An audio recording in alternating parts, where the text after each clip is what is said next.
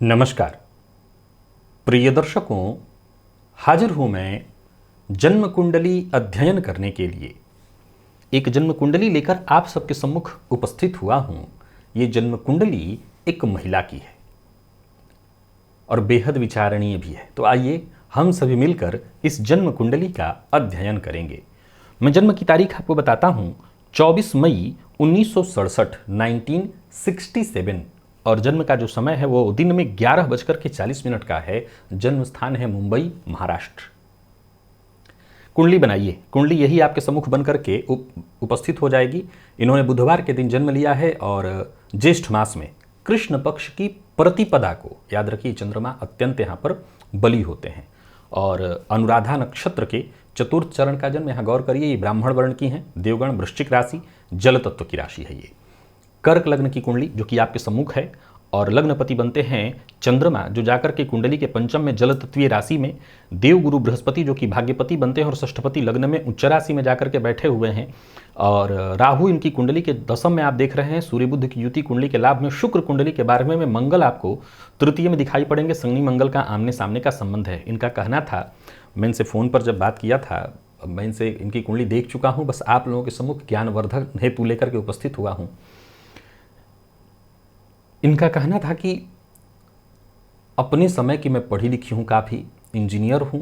इन्होंने जॉब किया, पैसा देखा, देश दुनिया सब कुछ देख लिया है, और ये ज़्यादा बताने की आवश्यकता नहीं, कुंडली की स्थिति आपको समझा रही होगी। चलित भी अगर आप देखते हैं तो चलित में कुछ परिवर्तन आपको दिखते हैं। गुरु जो है यहाँ का फल न दे करके व्यय का फल दे रहे हैं, और बुध जो है, शुक्र जो है वहीं का फल दे रहे हैं। बाकी सूर्य और राहु, तो सूर्य जो है दशम का फल दे रहे हैं, बाकी ग्रह स्थिति यथावत है। तो इनका कहना था कि मैं खुद ही नहीं समझ पा रही, मैं इन्हीं के शब्दों में आपको समझा रहा हूं, खुद ही नहीं समझ पा रही हूं कि आपको ये कैसे बताऊं कि मेरा मन मुझसे क्या कहता है, किस मामले में। इनके आखिरी लाइन को मैं पहले रखूंगा तो आप शायद चीजों को ठीक ढंग से समझ पाएंगे। इनका कहना था कि क्या मुझे मुक्ति मिल सकती है। अब हम थोड़ा पीछे से चलते हैं और इनकी बात को मैं आपके सम्मुख रखता हूं। इनका कहना था, शास्त्री जी मेरे बच्चे हैं, बच्चे बड़े हो गए हैं, उनकी शादियां सब कुछ हो गई हैं, सब कुछ ठीक है, परंतु पूरी जिंदगी अब मैं ये समझा किसी को नहीं पा सकती, क्योंकि लोग ये मानेंगे भी नहीं शायद। मेरे पास हर सुख सुविधाओं की चीज़ें थी। आप कई बार कर्क के लिए कहते हैं कि दाम्पत्य बहुत सुखद नहीं होता, मेरा दाम्पत्य भी ठीक था, क्योंकि हम दोनों अपने पति पत्नी काम में व्यस्त रहते थे। हमारा समय जैसे भी था कट गया, बहुत अच्छा कट रहा था, कट रहा है। पर मैं कभी भी ये लोगों को नहीं समझा सकती, शायद आपको भी नहीं समझा सकती, कि मैं दाम्पत्य में, बच्चों में कभी संलिप्त थी ही नहीं, जैसे मुझे कभी भी ये चाहिए ही नहीं थे। ये जीवन में अपने आप होते चले गए और बस ये मेरे साथ रहा, लेकिन मैं कभी इनके साथ नहीं रही। अब ये बात मैं किसी को भी नहीं समझा सकती, क्योंकि अपने समय में मेरे जो साथ के लोग थे, अधिकारी लोग थे, उनके साथ मैं पार्टियों में भी जाती थी, मैं सब कुछ की हूँ। पार्टी से लेकर के घूमना फिरना मेरा सब कुछ हुआ। और आपसे, आप गुरु रूप में मैं आपको मानती हूँ तो ये कह दूँ कि मैंने ड्रिंक भी किया है, लेकिन मैं ये कैसे किसी को अपने मन से ही नहीं समझा पाती कि मैं कभी भी इन चीज़ों में संलिप्त नहीं हूँ। मुझे ये कभी पसंद नहीं था। यहाँ तक कि सबसे करीबी अपना पति बच्चा ये होता है, मुझे उनसे भी कोई लगाव कभी नहीं था। मुझे किसी भी चीज़ से लगाव था ही नहीं। और आखिर में आगे इन्होंने कहा कि मैं अपने हिसाब से साधना करती हूँ, कुछ ऐसी संस्थाओं से जुड़ी हुई हूँ जो साधना सिखाते हैं। मैं साधना कर रही हूँ, ध्यान करती हूँ, साधना करती हूँ। बस एक ही प्रश्न जानना है कि क्या मुझे मुक्ति मिल सकती है। प्रिय दर्शकों, ये कुंडली आपके सम्मुख लाने का उद्देश्य, ये इनके अंतर्द्वंद के पीछे कि ये खुद ही कंफ्यूज कई बार महसूस हो रही हैं कि मैं सब सुख सुविधाएं भी देख रही हूं, और तब भी इनके मन में ये प्रश्न उत्पन्न होता है, मोक्ष। देखिए, ऐसा नहीं कह सकते कि सुख सुविधाओं को देखने वाला, रास रंग में जीने वाला मोक्ष का अधिकारी नहीं हो सकता। मोक्ष न तो किसी के लिए बाप की बपौती है कि किसी को मिलेगा, ऐसा कोई विषय नहीं। मैं रोज समझाया करता हूं कि मोक्ष कोई जगह स्थान विशेष का नाम नहीं है। मोक्ष नाम है इस मृत्यु को जान लेने का, हमारा आवागमन से मुक्त तो हम उसी दिन हो जाएंगे जब ये जान जाएंगे कि हम सो रहे हैं मोह निशा में। खैर, ये विषय न तो मेरे समझाने बस का हो पाता है, क्योंकि मैं भी तो आम आदमियों की तरह जी रहा हूँ, तो मैं भी जब समझता हूँ, समझने का कुछ प्रयास करता हूँ तो आपको समझाता हूँ। लेकिन बस ये वैसे ही है कि सागर के बहुत बहुत दूर खड़े हैं हम लोग, हैं बहुत दूर। क्योंकि कहाँ गृहस्थ आश्रम में जी रहा व्यक्ति, न तो उसे कोई आभास उस तरह का हो पाता है, न वो चीज़ें, उसके लिए तो त्यागना ही पड़ेगा। बिना त्याग किए, बिना इस चाहत की जो अग्नि ज्वाला धधक रही है, उस ज्वाला पर पानी डाले बिना हम मोक्ष शब्द का नाम ले सकते हैं, बाकी उसको दूर दूर तक नहीं जान सकते। तो देखिए, मैं इनके सवाल का जवाब बाद में दूंगा, पहले हमें इस कुंडली को जरा समझना चाहिए। ये कर्क लग्न की कुंडली है। एक सूत्र सुनिए कि जन्म कुंडली के नवम में बैठे शनिदेव, चाहे जातक राज परिवार में ही क्यों न जन्मा हो, वो दीक्षित अवश्य होता है, कहीं ना कहीं उसके अंदर संन्यास होता ही होता है उसके भीतर। Number 1 point. नंबर 2, चंद्रमा है नीच राशि का, परंतु ये चंद्रमा सूर्य और गुरु की दृष्टि से दृष्ट है। सीधी सी बात है, प्रतिपदा का चंद्रमा होने के कारण अत्यंत बड़ी चंद्रमा है ये। अब इस चंद्रमा पर सूर्य और गुरु की दृष्टि पड़ रही है। फलतः ये जन्म कुंडली का जो 5वां भाव है, ये 5वां भाव पूर्व जन्म का, शनि पूर्व जन्म के कारक और चंद्रमा पुनर्जन्म के कारक। पूर्व जन्म भाव का मालिक मंगल तृतीय में, और पुनर्जन्म का विचार नवम से अगर हम करें तो उसके स्वामी लग्न में। चंद्रमा नीच पर, परंतु आत्मा के कारक और देव गुरु बृहस्पति जो कि भाग्येश आध्यात्म धर्मेश के कारक, धर्म के कारक, उनकी दृष्टि पर इन्होंने पार्टियां भी की, शायद इन्होंने कहा ड्रिंक भी किया, हल्के ही कहा पर कहा। तो इस शुक्र पर जरा नजर डालिए। ये शुक्र आपको दिखाई पड़ेंगे 12वें भाव में। कहाँ बैठे हैं ये भी बड़ा गंभीरता से समझना है। वो पुनर्वसु नक्षत्र में बैठे हैं। तो ये जो कह रही हैं वो पूर्णतः झूठ नहीं है, क्योंकि ये तो आपने मेरे मुंह से कार्यक्रम में मेरे सुन लिया होगा कि जन्म कुंडली कर्क वृश्चिक या मीन की है, तो ऐसे जातकों के जीवन काल में साधना आराधना की चीज होती है। परंतु इनका शनि नवम में बैठा है, पर ऐसा नहीं कह सकते हैं। कन्या, वृष और मकर के लिए मैंने कई बार बताया कि इनको पूर्व जन्म में भी दाम्पत्य और संतति का सुख नहीं मिला है। इन्होंने दाम्पत्य और संतति का सुख पूर्व में भी पाया है। प्रिय दर्शकों, बड़ा गहरा और बड़ा गंभीर रहस्य है, बहुत ही गंभीर रहस्य है। पुरुषों के मामले में स्त्रियां यदि साधना के पथ पर चलें तो वो शीघ्रातिशीघ्र इस पथ पर आगे भी बढ़ सकती हैं और इस पथ को वो पूरा भी कर सकती हैं। लेकिन ऐसा होता क्यों नहीं है? देखा जाए तो पुरुष तो इस, देखिए यार, बहुत गंभीर विषय है आज इनका। आज इनकी कुंडली का विश्लेषण है ही नहीं, क्योंकि प्रश्न इनका था, उसके मैं सबसे अंत में जवाब दूंगा। पर समझने की आवश्यकता है कि इस पथ पर चलने वाले लोगों में भटकाव बड़ी मात्रा में उत्पन्न हो जाता है। कारण क्या है? जब आप साधना के फील्ड में जाते हैं तो आपके अंदर एनर्जी एक अलग लेवल पर काम करने लगती है, शक्तियां जागृत होने लगती हैं।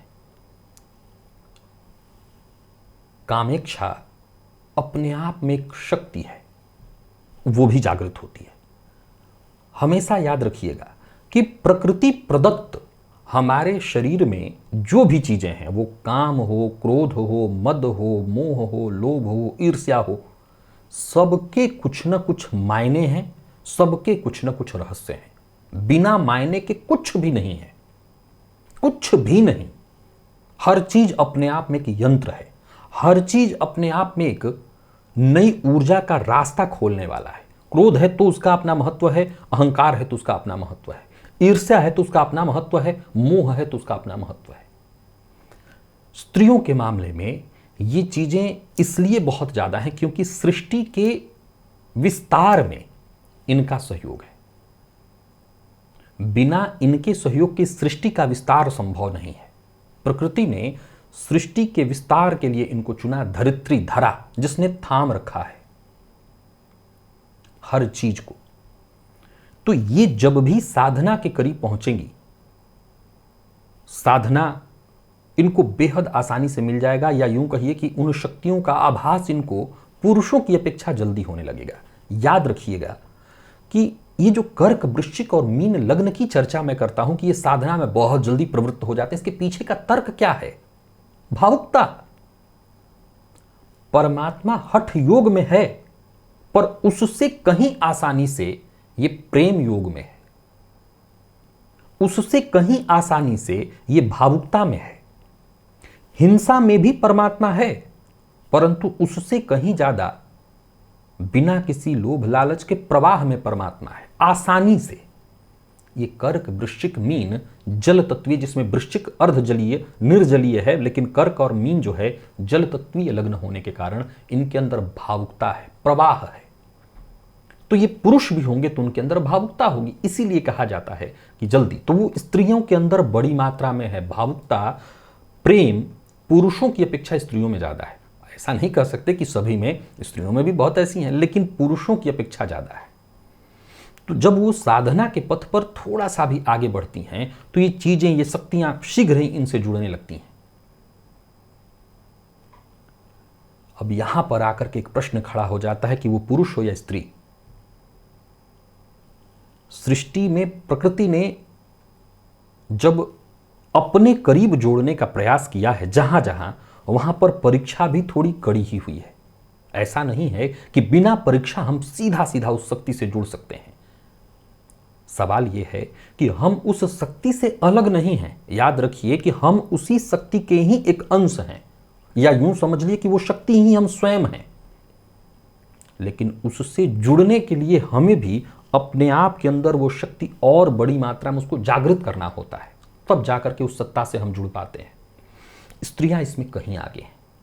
तो इन्होंने ये जो कर्क लग्न लिया हुआ है, लग्न में गुरु को रखा हुआ है, गुरु उच्च के भले फल 12वें का दे रहे हैं, 12वां भाव मोक्ष का है, जो चाहत इनके मन में उत्पन्न हो गया। अब यहां गौर करिए तो मंगल इनकी कुंडली में पंचम पति बनकर के तृतीय में बैठे हैं, और आध्यात्म भावगत शनि की दृष्टि, यहां पर मैं हमेशा कहा करता हूं, ऐसे जातक जन्मजात इंजीनियर हो जाते हैं। सूर्य आत्मा के कारक को चंद्रमा को देख रहे हैं, और वो भी सूर्य कृत्तिका नक्षत्र में बैठे हैं। गौर करिए तो सूर्य कृत्तिका नक्षत्र, कुछ दिन पूर्व एक सूत्र बताया था, हालांकि मैंने दृष्टि संबंध की बात की थी, वो नवमांश में फलीभूत हो रहा है। नवमांश में सूर्य गुरु आमने सामने बैठे हैं, परंतु जन्मांक में अगर देखा जाए तो गुरु पुष्य नक्षत्र में, जो कि शनिदेव का नक्षत्र है, और सूर्य कृत्तिका नक्षत्र में। तो शुक्र का 12वें में होने के कारण इनके अंदर भोग की भाव स्थिति रही होगी। जरूरत इनको जहां जैसे जब पड़ा, क्योंकि पद पर रही, आप काम किया इन्होंने, तो लोगों के साथ, समाज के साथ जैसा जब रहा इन्होंने अपना किया। लेकिन अगर अंतर मन में झांकने का प्रयत्न करें, अगर अंतर मन में झांकने का प्रयत्न करें तो अंतर मन में कहीं ना कहीं देखें तो नवम पति लग्न में बैठे हुए, अर्थात धार्मिकता, श्रद्धा इत्यादि थी। ये शुक्र जो कि भोग करा रहे हैं, ये भी, क्योंकि शुक्र 12वें में होने से अति व्यक्ति को भोगी भी बनाते हैं, अति सौभाग्यशाली बनाते हैं, परंतु अति भोगी भी। परंतु वो पुनर्वसु नक्षत्र में, गुरु के नक्षत्र में बैठे हुए हैं, और गुरु के नक्षत्र में होने के कारण, यानी आप जब जब कुछ ऐसा कर रहे हो जिसे सचमुच गलत कहा जा सकता है एक आध्यात्मिक दृष्टिकोण से, तो वो तब तब आपको पिंच करेंगे, तब तब आपको एक चुभन होगी कि नहीं, ये गलती हो रही है, ये मैं इसके लिए नहीं हूं, मैं ये काम नहीं कर सकता हूं, मुझे ये करना ही नहीं चाहिए। कई बहुत सारे लोग हैं ऐसा जिनको अभी भी होता है। ये एहसास भी इनको उसी में से था। तो अब एक सवाल उठता है कि मोक्ष, प्रिय दर्शकों, अपने कार्यक्रम में निसंदेह एक आम जनमानस के सोच के विरुद्ध मैं इस पर हमेशा बोलता रहा हूं, क्योंकि लोगों को आनंद आता है ये सुनने में जब मैं कहता हूं कि भाई, अभी मैं भी कई बार ऐसे सूत्र बताता हूं कि फलाने योग हैं तो मोक्ष हो जाएगा। लेकिन मैं जानता हूं और हमेशा से अलग से ये समझाता रहा हूं कि देखिए, मोक्ष कोई ऐसे स्थान का नाम ही नहीं है, मोक्ष कोई ऐसे मिठाई का नाम नहीं है कि हाँ जी ये मिठाई आपको मिली जाएगी। कोई ऐसा राजयोग नहीं है कि ये आपकी कुंडली में है, अरे तो आपको सोचने की आवश्यकता नहीं है, वो मिल जाएगी। मोक्ष नाम है उस परम तत्व को पहचानने का जो कि कहीं बाहर नहीं है, हम वो स्वयं ही हैं। आप इस विषय की गहराई में जिस दिन, मैं फिर दोहरा रहा हूं, पहले बता दूं नहीं तो बाद में लोगों को कहीं आभास न हो जाए कि गलत कुछ बातें ऐसी हो रही हैं। विश्वास रखिए कि आप लोगों में से बहुत से ऐसे मेरे दर्शक होंगे जो बहुत आगे चले हो गए होंगे इस क्षेत्र में। मैं दूर दूर तक आपके करीब नहीं हूं, मैं दूर दूर तक बहुत दूर हूं, इस आध्यात्म के क्षेत्र से इतना दूर हूं कि विश्वास मानिए कि आप लोग बहुत शायद आगे होंगे, मैं पीछे खड़ा हूं, बहुत पीछे, अभी आने में मुझे टाइम लगेगा आप तक। तो ये जो आध्यात्म की स्थिति है, ये जो चाहत है, ये मोक्ष की जो चाहत है, ये असल में है सबके भीतर। क्योंकि जब तक हम अपने अंशी से जुड़ नहीं जाते तब तक हम परिपूर्ण नहीं हैं। और जितनी मोक्ष की आकांक्षा हमें है उतना हमारे मोक्ष की आकांक्षा उसको भी है, क्योंकि जब तक एक एक उससे जुड़ नहीं जाते वो भी पूर्ण ब्रह्म नहीं बन सकेगा। पूर्ण ब्रह्म बनने के लिए उसका हर अंशी उसमें विलीन होना चाहिए। परंतु ये भागम भाग जारी रहेगी जिस दिन हम ये जान लेंगे, किस दिन, कि मोक्ष जैसा कुछ है ही नहीं, तो अभी जान गए नहीं। यही तो बात है कि मैं बता रहा हूं, जब मैं नहीं मान रहा तो आप कैसे मान लेंगे? माना ही नहीं जा सकता। कृष्ण कहते कहते चले गए, विवेकानंद कहते कहते चले गए, रामकृष्ण परमहंस कहते कहते एक से एक संत आए चले गए। कहां हमने सुना और हम कहां मान सकते हैं इस बात को? मान ही नहीं सकते। ये मान लेना ही है। और इसी को अच्छा ये मान लेंगे, कैसे मानेंगे? सपोज करिए कि मैंने समझाया और आप कहती कि हाँ जी मैं मान लिया। नहीं, माना ही नहीं जा सकता। क्यों? क्योंकि जब हम ये मान लेंगे कि मोक्ष जैसा कुछ हो ही नहीं सकता, होता ही नहीं है, तो हमें फिर से भीतर झांकना पड़ेगा, अपने आप को जानना पड़ेगा। और तब हमें कायदे से उस दिन पता चलेगा कि मुक्त तो हम हमेशा से थे।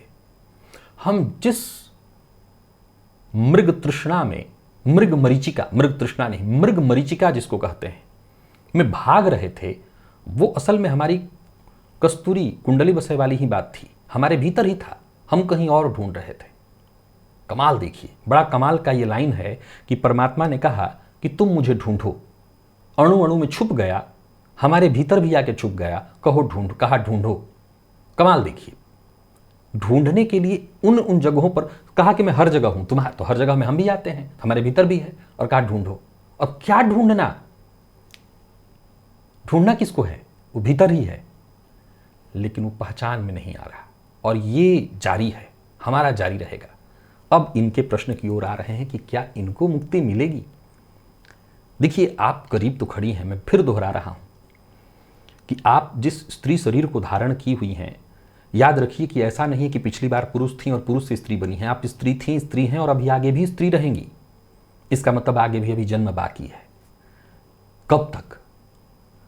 देखिए, ये जो गुरु की स्थिति आप देख रही हैं ना, और ये जो चंद्रमा जो कि आपकी कुंडली में अनुराधा नक्षत्र में शनि के नक्षत्र में बैठे हैं, गुरु की दृष्टि से दृष्ट, ये जब तक खुद के भीतर आपको झांकने के लिए, जानने के लिए, ये जो अभी पति से, संतान से होते हुए भी उनसे जो मोह नहीं रह गया है, कि ड्रिंक करते हुए उस ड्रिंक में कोई आनंद नहीं दिख रहा है, ये चीजें और ऊपरी लेवल पर बढ़ जाए, ये और अभी बढ़ जाए, तो क्या ये संभव है कि अभी जो बाकी भी, क्योंकि 52-54 वर्ष की आपकी उम्र है, तो क्या ये संभव है कि अभी कुछ दिनों में ये चीज़ें आपको समझ में आने लगे और आप सब कुछ अभी प्राप्त कर लें? प्रयास करिए। पाने वाले ने तो 7 दिन में पा लिया था, 7 दिन में पा लिया था परीक्षित ने।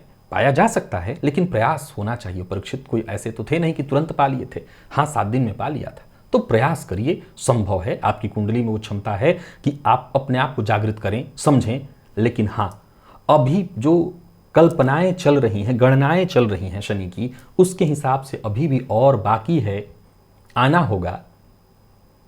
अभी कर्म बंधन बाकी रहेंगे। प्रिय दर्शकों, मैं कई बार सोचा आप लोगों को कि पूर्व जन्म की कुंडली बनाकर के सिखाऊं और समझाऊं, लेकिन वो वीडियो बनाने का शायद मौका ही नहीं आ पाया जब मैं पूर्व जन्म की कुंडली दिखाऊं आपको। लेकिन आएगा, फिर विषय पर मैं चर्चा करूंगा, उस विषय पर भी आपसे चर्चा होगी।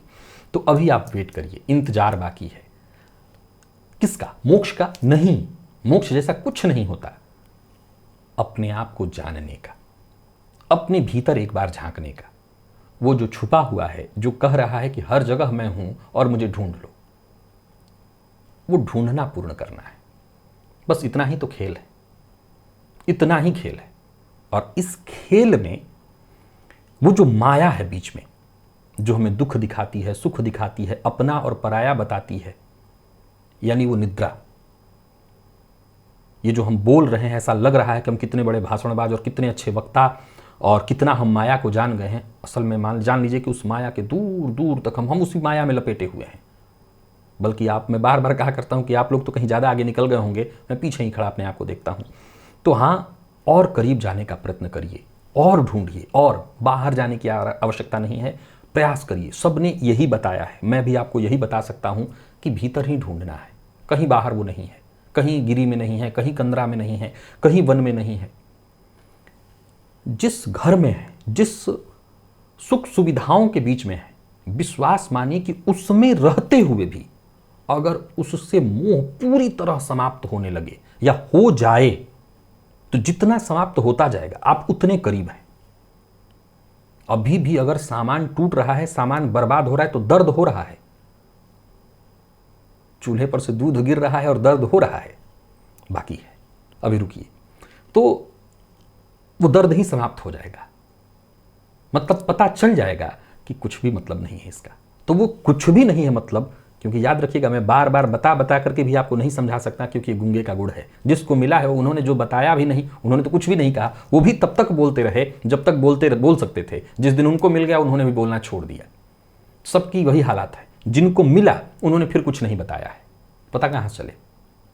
बताया सिर्फ उतना ही गया है इसके बारे में, जब तक जिनको मिला है वो दूर थे, बताने वाले तो ज्यादातर वही थे। जिनको मिल गया वो तो जानत तुम ही हो जाएगी। प्रिय दर्शकों, इनकी जन्म कुंडली का अध्ययन कुंडली विश्लेषण के लिए नहीं था। उम्र के उस पड़ाव पर ये हैं जहां पर इनको सब सुख सुविधाएं उपलब्ध हैं, इनको किसी चीज की जरूरत नहीं है।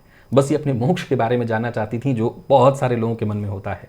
इस कुंडली में है, लेकिन अभी आगे है। दीक्षा के योग हैं, संन्यास के योग हैं, और संन्यास वो सीढ़ी है जो बहुत करीब ले जाता है। तो आप उस सीढ़ी पर खड़ी हैं, आप यहां से आगे बढ़ने का प्रयत्न करिए। इस कुंडली के संदर्भ में यदि आपके भी मन में कुछ हो तो आप जरूर कहिएगा। आज के लिए बस इतना ही, इजाजत दीजिए, पुनः मुलाकात होगी। तब तक के लिए नमस्कार।